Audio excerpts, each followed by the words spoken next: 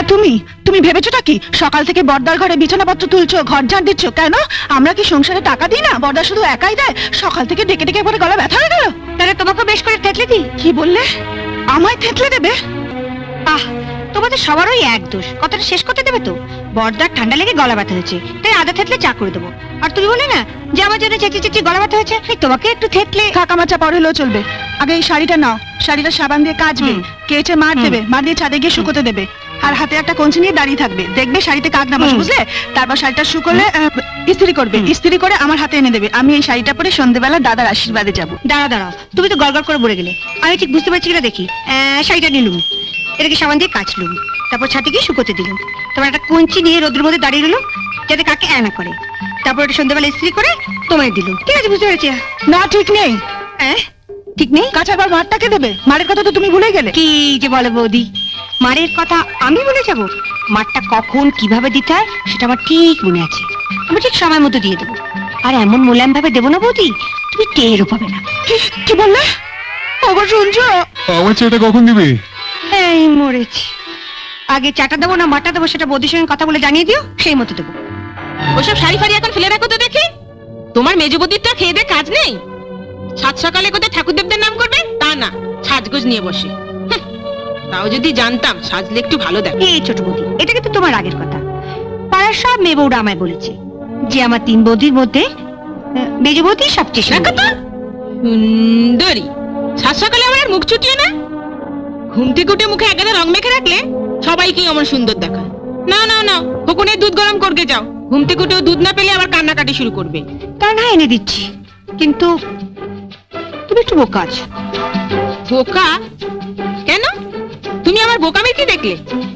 বোকামি মানে এই দেখো, সকালবেলা ঘুম থেকে উঠে তুমিও কোনো কাজ করো না, মেজ বৌদিও কোনো কাজ করে না, অথচ মেজ বৌদি সময়টা কেমন কাজে লাগিয়ে দেয়। কাজ কাজ মানে তো মুখে রং ভাষা। ওখানেই তো তুমি ভুল করো ছোট বৌদি।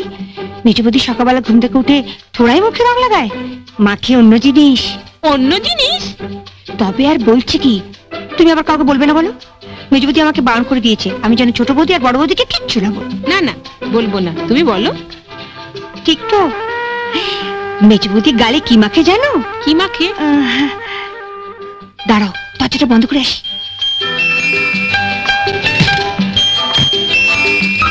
রোজ ঘুম থেকে উঠে মেজ বৌদি ঘরের দরজা বন্ধ করে কেন বসে থাকে জানো? কেন?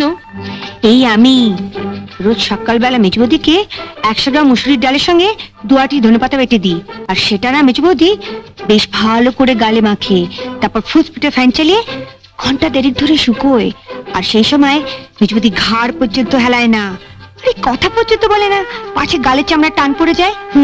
ধনেপাতার মুসুর ডাল? হ্যাঁ গো, মেজ বৌদি যখন এ বাড়িতে প্রথম বউ এসেছিল কি খসখসাই না ছিল গাল দুখানা। তারপরে বছর দেড়েক ধরে মুসুরির ডাল আর ধনেপাতার কল্যাণে গাল দুখানা কি ফর্সা আর তেলতেলে হয়েছে। তোমার গাল দুখানা যেরকম খসখসে। যাই বাবা, খবরের জন্য দুধটা গরম করে নিয়ে আসি। এই শোনো, হ্যাঁ, আমাকে একটু মুসুর ডাল আর ধনেপাতা বেটে এনে দেবে?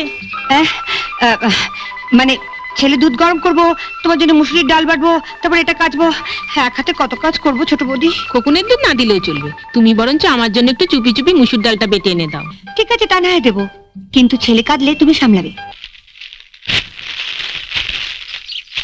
ঝুড়ি থেকে সব নামাচ্ছ কেন? কি খুঁজছো? কাল 3 আঁটি ধনেপাতা রেখেছিলাম পাতলা করে মুসুর ডাল রেঁধে খাবো বলে, 1 আঁটিও পাচ্ছি না। গেল কোথায় সব?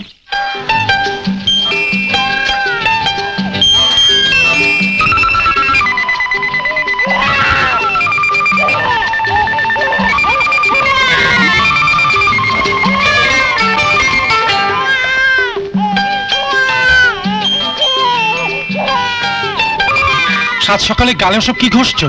বলছি খোকন যে কাজ যে শুনতে পাচ্ছ না? আরে কি বলতে চাইছো তুমি? কি সর্বনাশ, কথা বলতে পারছো না? কাল রাতে তো বেশ কথা বলতে পারছিলে। কি হলো আবার? বস বস দেখি।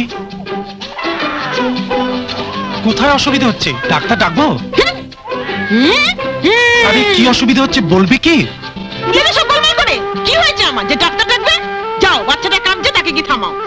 তখন থেকে ইশারা করলাম, সেই আমাকে কথা বলিয়ে দিলে। কবে যে তোমার মাথায় বুদ্ধি হবে? আমাকে আবার নতুন করে শুরু করতে হবে। কি শুরু করবে? দেখছো না কি করছি? দেখছি তো সেই তখন থেকে। কি মাখছো সব গালে? আসতে বলো, তোমার মেজো বৌদি শুনে ফেললেই। কি জানবে? ওর গালের রং ফর্সা আর তেল তেলে হওয়ার গোপন রহস্যটা আমি জেনে ফেলেছি। গোপন রহস্যটা তোমায় কে শিখিয়েছে শুনি? মিনু। আমি তখনই আজ করেছি, এটা তারই কম্য। তুমি যেন আবার মেজো বৌদিকে কিছু বলতে যেও না। লক্ষ্মীটি, ছেলেটাকে একটু সামলাও, আমি একটু গালে ভালো করে ঘষে নিই। এসো বাবু, এসো এসো। মিনু, এই মিনু। মিনুকে আবার ডাকছো কেন? হ্যাঁ? ও ও আয় আয় আয় আয়। এই মিনু শোন, হ্যাঁ? তুই ওকে বলেছিস ধনেপাতা আর মুসুর ডাল বাটা গালে মাখলে গালের রং ফর্সা হয়? তোর বৌদির জন্য তো জীবনে অনেক কিছুই করলাম, এবার দেখছি গামবুট পরে বনে বাজারে যেতে হবে। চল চল তোকে দুধ খাইয়ে আনি। কেন? বনে বাজারে যেতে হবে কেন? তোমার গালের যা রং, ওটা ফর্সা করা ধনেপাতার কাজ নয়, এর জন্য বিচুটি পাতা লাগবে। তা বিচুটি পাতা তো ধনে পাতার মতো বাজারে কিনতে পাওয়া যায় না। বিচুটি পাতা পেতে হলে আমাকে ওই বন বাজারে যেতে হবে। কাল থেকে ওই ধনে পাতার বদলে গালে বিচুটি পাতা ঘষো, তাহলে যদি কেলটে রংটা খুলে গিয়ে একটু ফর্সা রং বেরোয়। কি? কি বললে তুমি?